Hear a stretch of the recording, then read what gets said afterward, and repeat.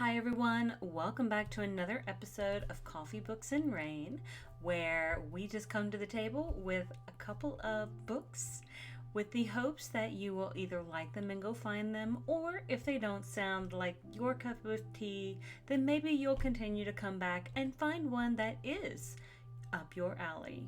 And today I wanted to bring you a book called The Story Collector by Evie Woods. And this is a story that I picked it up because I actually read her other book, The Last Bookshop.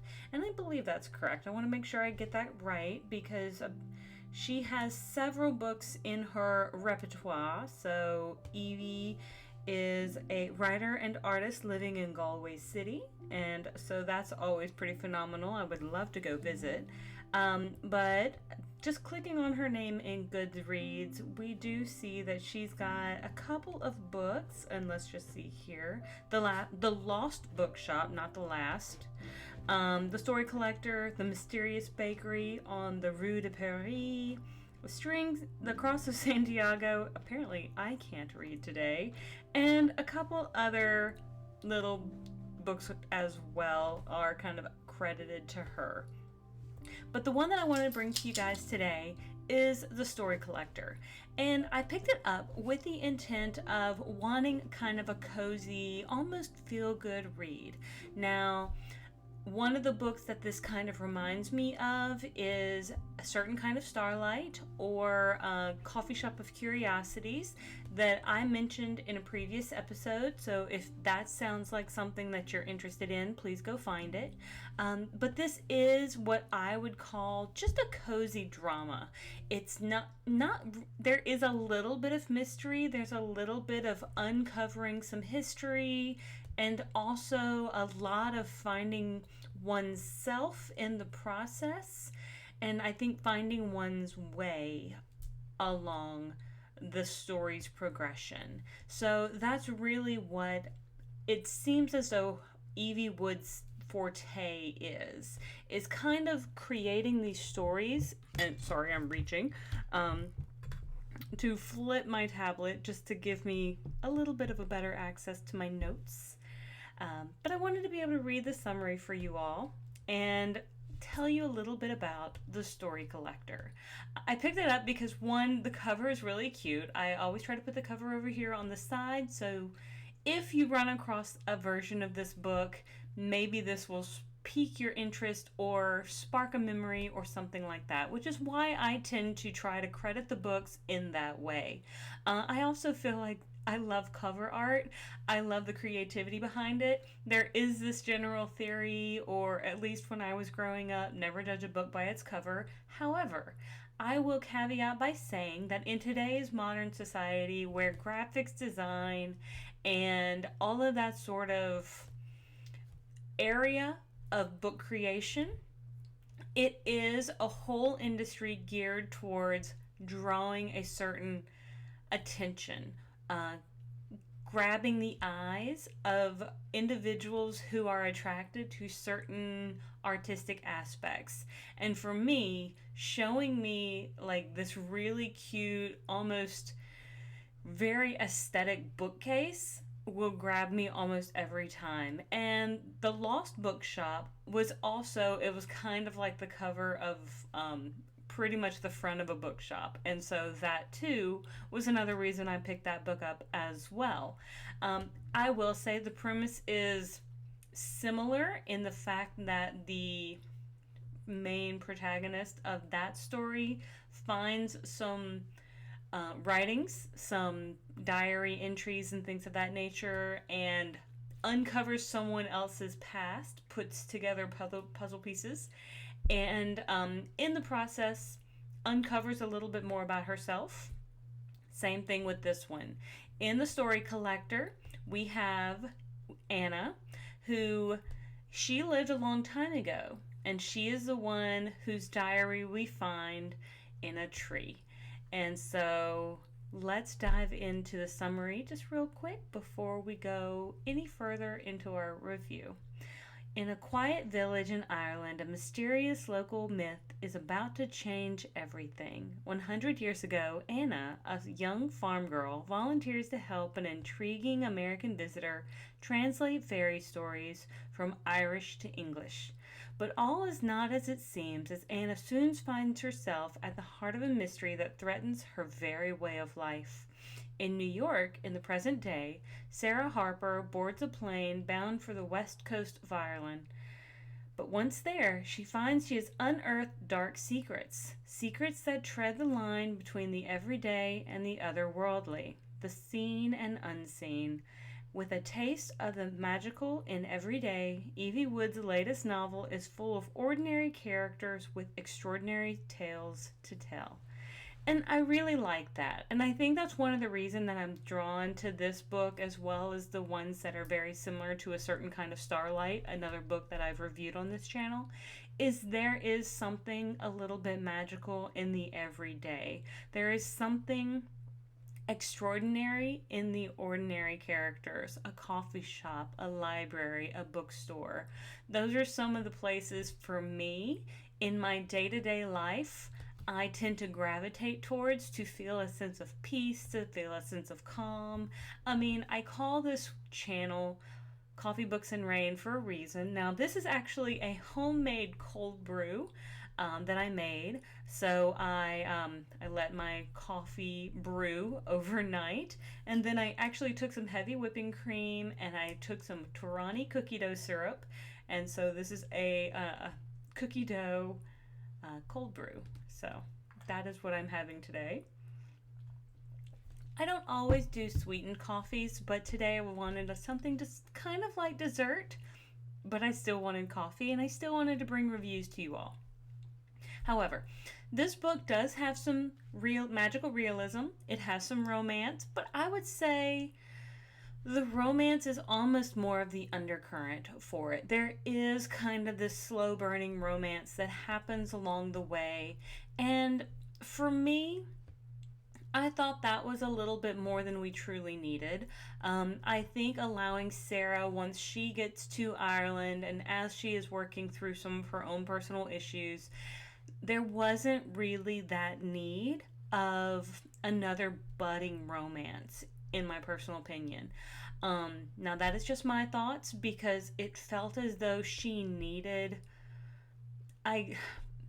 it felt as though for me, she needed a break from at least that particular aspect. She's just pretty much left her ex-husband's house or their shared space after years of kind of growing separated. And so she's finally worked up the kind of the nerve to kind of say, you know what, we need to go our separate ways. And I get that for her and I understand that for her, but she's also a character who also imbibes in the bottle. And because I don't know to what level of like I guess content related to that is acknowledged on this channel. So she is a person who, when things are very tough, she tends to go for a jog and then dive into a bottle of something strong. Now, for me, I just dive into a cup of coffee. It's very comforting for me. Later in the evenings, I will just have a cup of tea, which is always super lovely. That is just what I tend to do. But I get it. At least for her, I understand it. For her, it seems like an escape, a way to numb the pain, those sorts of things.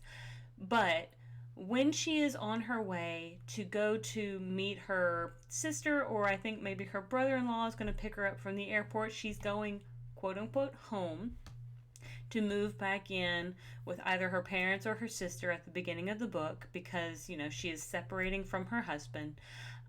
She decides to get on a plane going to Ireland. Now, I have to suspend a lot of belief in a couple different things because I think there are a few extra steps for going abroad rather than just going to another state. I think there's a couple of additional paperwork, and I'm not sure getting on a plane in that high of an inebriated level is truly I don't know. I don't know if it's super allowed unless I guess you're like a very passive flyer. I'm not sure.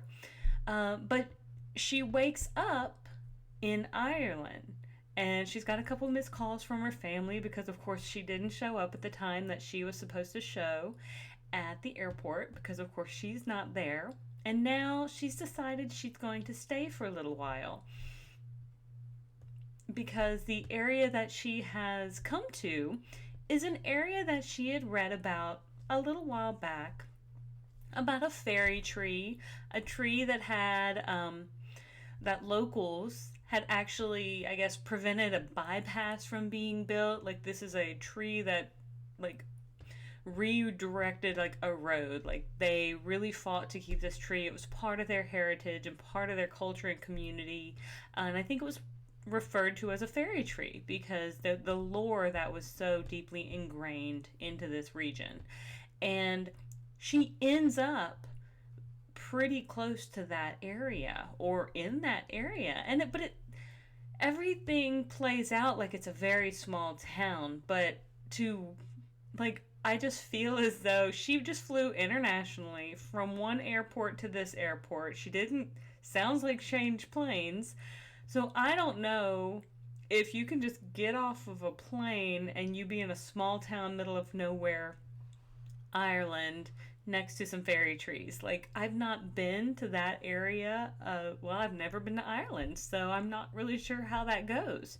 However, she makes it sound magical. Now, I've heard that they've got lots of stories, according to her, as she wanders through the village and kind of gets to know some of the locals. It seems like everyone's like very family oriented.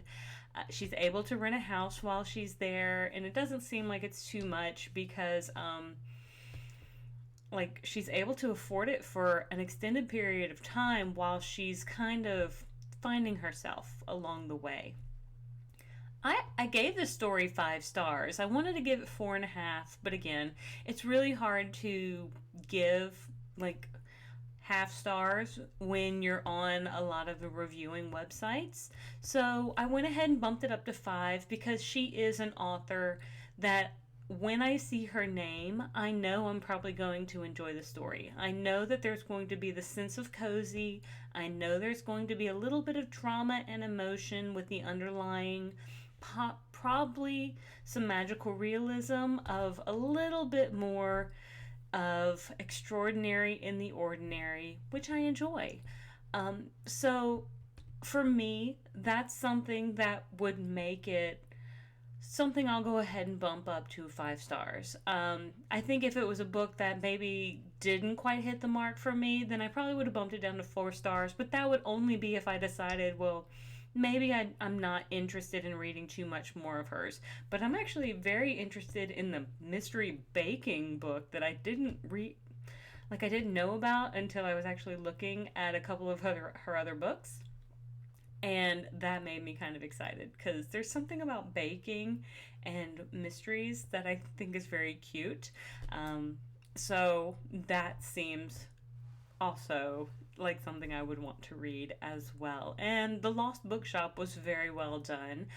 The story was incredibly intriguing, though slow at times. And I will say the pacing for this book, though it's not a girthy book, I would say it's probably under 300 pages, can be a little bit slow.